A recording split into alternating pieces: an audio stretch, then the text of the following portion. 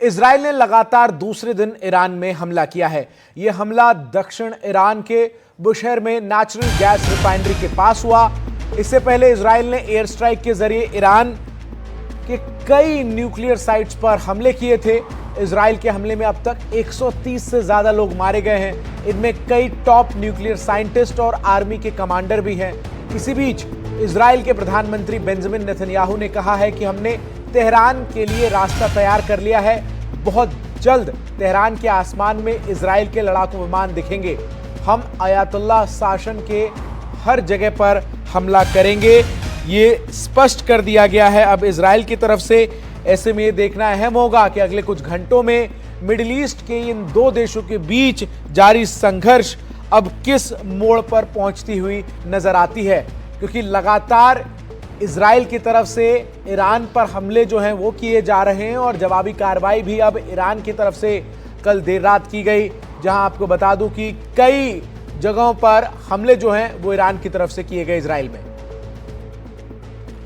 Benjamin Netanyahu Israel के प्रधानमंत्री ने क्या कुछ कहा है, आइए एक बार सुन लेते हैं। אזרחי ישראל, אני גאה בכם. אני גאה בכושר העמידה שלכם. אני גאה ברוח שלכם. ודווקא כשיש פגיעות בעורף, אתם מניפים את הדגל. אתם לא נכנעים. לצערי היו גם 3 אבדות אתמול של אזרחים יקרים שנהרגו בהתקפות הללו. אני משתתף בצער המשפחות, ואני קורא לכם שוב, הישמעו להנחיות פיקוד העורף, הן מצילות חיים. אני קראתי למבצע הזה עם כלבי, בלשון הן עם כלבי יקום וכארי יתנסה. שימו לב למילת המפתח כאן, עם כלבי יקום. मोहम्मद गजाली मेरे सहयोगी अधिक अपडेट साझा करने के लिए इस खबर पर हमारे साथ जुड़ रहे हैं।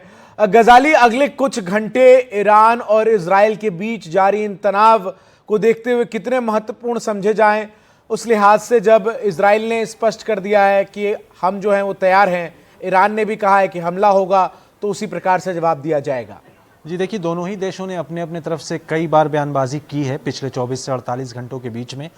ईरान पे इजराइल की तरफ से ज़्यादा हमले हुए हैं। अगर आप देखें कि वहाँ के ऑयल एंड गैस फील्ड, जो तेल का इलाका है जहाँ से तेल निकाला जाता है या नेचुरल गैस निकाला जाता है, उस इलाके पर भी हमले शुरू हो गए हैं। तो अब जो है सीनियर IRGC या वहाँ के मिलिट्री कमांडर्स को टारगेट करने के अलावा जो आर्थिक सेंटर है ईरान का, चाहे कार बनाने वाली कंपनी हो, मैन्युफैक्चरिंग प्लांट हो, ऑयल एंड गैस प्लांट हो, इन इलाके पर भी हमले हो रहे हैं। लेकिन अब सबसे महत्वपूर्ण बात यह है कि इजराइल के पास जो है वो हथियार भी हैं, ईरान के पास भी हैं, लेकिन देखना ये होगा कि दोनों ही कंट्रीज, दोनों ही देशों के बीच में कौन सा देश है जो इस लड़ाई को ज़्यादा देर तक खींच सकता है। क्योंकि इजराइल की तरफ से बेंजामिन नेतन्याहू ने 14 दिन की बात की थी जब परसों अटैक शुरू हुआ था, कि वो 14 दिन तक लगातार ईरान को एज ए थ्रेट देखते हैं, तो उसको न्यूट्रलाइज करने की, ख़त्म करने की कोशिश करेंगे। तो ईरान को भी इस तरह से माना जाता है कि उसने जिस तरह से हमले किए हैं तेल अवीव में, उससे ये बात तो साफ हो गई है कि आयरन डोम होने के बावजूद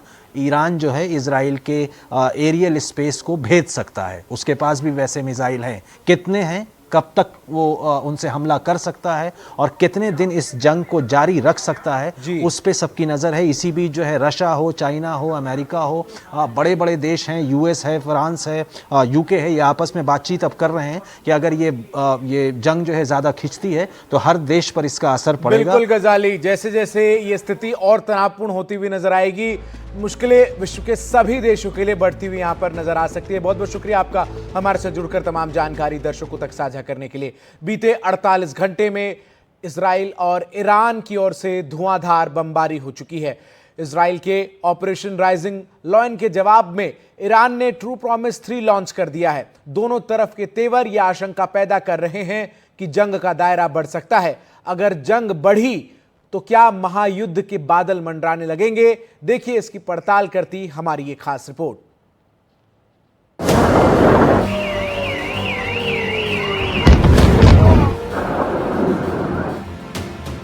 धधकता बारूद, आसमान पर परवाज भरते फाइटर जेट्स, बारूद उगलती मिसाइलें, मलबे में तब्दील होते शहर, खंडहर बनती इमारतें। ईरान और इजराइल बैटलफील्ड में हैं। दोनों ताकतवर मुल्कों में 13 जून से भीषण जंग छिड़ी है। विध्वंसक युद्ध की विभीषिका दुनिया को क्यों डरा रही है? इसका सबसे सॉलिड सबूत इजराइल की राजधानी तेल अवीव से आया। शुक्रवार की दरमियान रात ईरान ने तेल अवीव पर जबरदस्त हमला किया। रात भर तेल अवीव में धमाके सुने गए, धुएं का गुबार छा गया। ईरानी मिसाइलों ने तेल अवीव में कुछ इमारतों को टारगेट किया। खंडहर बनी ये इमारतें भयंकर युद्ध की गवाह हैं। हालांकि इजराइल ने एयर डिफेंस सिस्टम से ईरान की ज्यादातर मिसाइलों को मार गिराने का दावा किया। ईरान के हमले का जवाब इजराइल ने भी दिया। शुक्रवार रात करीब 10:30 बजे इजराइल ने ईरान पर दूसरी सबसे घातक एयर स्ट्राइक की। इजरायली फाइटर जेट्स ने ईरान के परमाणु ठिकानों को दोबारा निशाना बनाया। इजरायली डिफेंस फोर्सेस ने दावा किया कि हमलों में 60 और लोग मारे गए हैं। ईरान में इजरायली हमले में अब तक 138 लोग मारे गए हैं और 350 से ज्यादा घायल हुए हैं। इजरायल एयर स्ट्राइक के जवाब में ईरान ने 150 बैलिस्टिक मिसाइलें इजराइल की ओर दागी।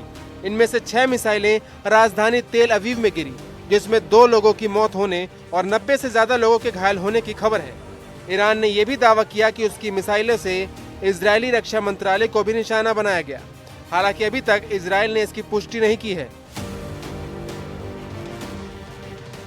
ईरान और तगड़े हमले कर सकता है, इसी आशंका के चलते इजरायली पीएम बेंजामिन नेतन्याहू को सुरक्षित ठिकाने पर शिफ्ट कर दिया गया था। इजराइल ने एक दिन पहले शुक्रवार सुबह 5:30 बजे ईरानी परमाणु और कई मिलिट्री ठिकानों को निशाना बनाया था। इसमें 6 परमाणु वैज्ञानिक और 20 से ज्यादा मिलिट्री कमांडर्स मारे गए थे। 13 जून को इजरायली डिफेंस फोर्स ने ईरान के सैन्य और परमाणु ठिकानों को टारगेट किया था, जिसमें ईरान को भारी नुकसान उठाना पड़ा था। इजराइल के इन हमलों ने ईरान में 78 लोगों के मौत होने का दावा किया। दोनों देशों के जंग में यमन और लेबनान भी कूद चुके हैं। आईडीएफ ने दावा किया कि यमन की तरफ से ड्रोन हमले किए गए। इजराइल ने यमन के 3 ड्रोन मार गिराने की ताल ठोकी। जंग में यमन और लेबनान कूदे तो अमेरिकी प्रेसिडेंट डोनाल्ड ट्रंप ने ईरान को खुली धमकी दे दी। ट्रंप ने कहा कि जो भी इजराइल का साथ देगा वो हमारा टारगेट होगा। अपनी रक्षा का हमें पूरा अधिकार है। अमेरिकी बेस पर हमला हुआ तो गंभीर नतीजे होंगे। अमेरिकी नागरिकों को निशाना बनाने की गलती न करें। ट्रंप का मैसेज आया तो एक्टिव चीन और रूस भी हो गए। रूस ने ईरान पर इजरायली हमलों की निंदा की। इजराइल को चेतावनी दी कि रूस ईरान पर हमले बर्दाश्त नहीं करेगा। अगर हमले जारी रहे तो अंजाम खतरनाक हो सकता है। रूस के बाद ईरान को चीन का समर्थन मिला। चीन ने कहा कि इजराइल ने ईरान की संप्रभुता पर हमला किया है। इजराइल मिलिट्री एक्शन को फौरन रोके। इन तमाम धमकियों के बीच इजरायली पीएम बेंजामिन नेतन्याहू ने कहा कि ऑपरेशन का मकसद इस्लामिक शासन के परमाणु और बैलिस्टिक मिसाइल खतरे को विफल करना है। जैसे जैसे हम अपना उद्देश्य प्राप्त करते हैं, हम ईरान के लोगों की आज़ादी का रास्ता भी साफ कर रहे हैं। ये आपके लिए खड़े होने और अपनी आवाज़ बुलंद करने का अवसर है। युद्ध का दायरा बढ़ रहा है। ईरान का समर्थन चीन, रूस, लेबनान और यमन जैसे मुल्क कर रहे हैं। युद्ध और भयंकर हो सकता है, लिहाजा इजराइल में इमरजेंसी डिक्लेयर कर दी गई है। उधर आईडीएफ का दावा है कि ईरान को मुंहतोड़ जवाब दिया जा रहा है। ईरान पर हमले के लिए इजराइल ने 200 लड़ाकू विमानों का इस्तेमाल किया और ईरान के ज्यादातर हमलों को नाकाम किया। Bureau report, NDTV India.